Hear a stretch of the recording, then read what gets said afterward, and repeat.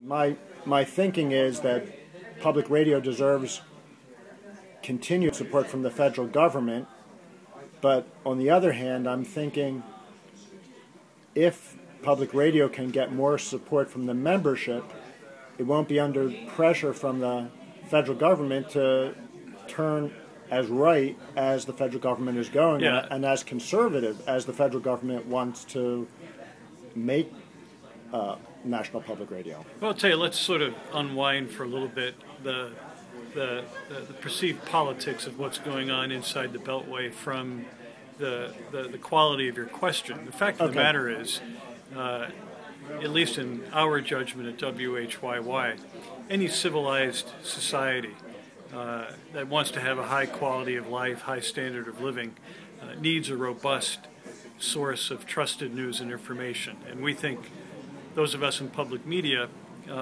while we're not perfect, are certainly moving in the direction of helping anybody in this community stay connected, stay informed with what's going on in the world, in the nation, and in the greater Philadelphia market, and connecting people to each other.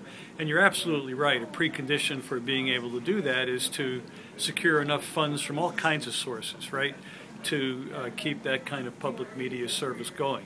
A relatively small part of that support currently does come from the federal government.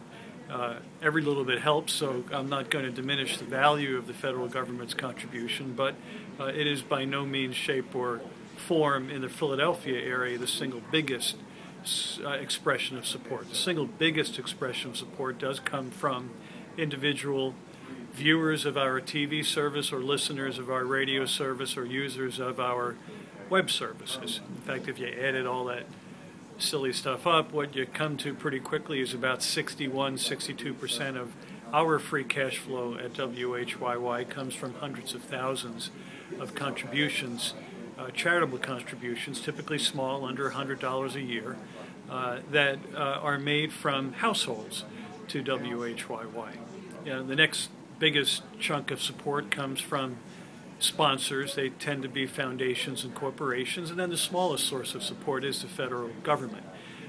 But as small as it is, if it were to go away, it puts a lot of pressure on our ability to keep building out new media services for this community. So I would argue everybody who believes, as we do, that we need a robust, rich public media service needs to chip in to keep it going, keep it growing, keep it robust, keep it vital, up to and including our federal government.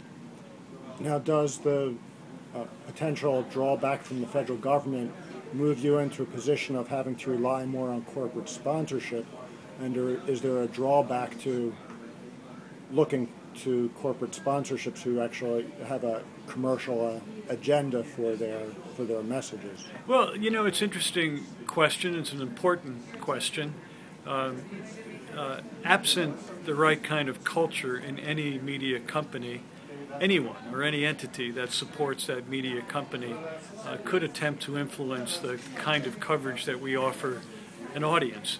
So under no set of circumstances do companies like WHYY permit any of its supporters, whether they're governmental supporters, corporate supporters, or individual supporters, to pick and choose for us what we're going to cover or how we're going to cover it.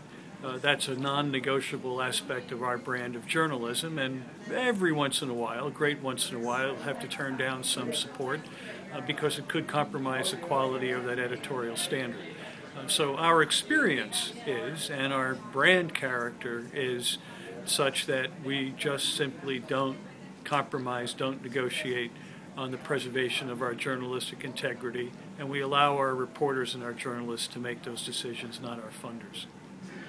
Thank you so much. You're welcome. Thanks for asking. I listen to it too many times a day. It's a great service. Including in the middle of the night BBC World Service. Oh, that's a very popular service. You might be surprised to know that you're in a lot of company overnight. A lot of people get up in the middle of the night to listen to that BBC service, so good for you. Thank you.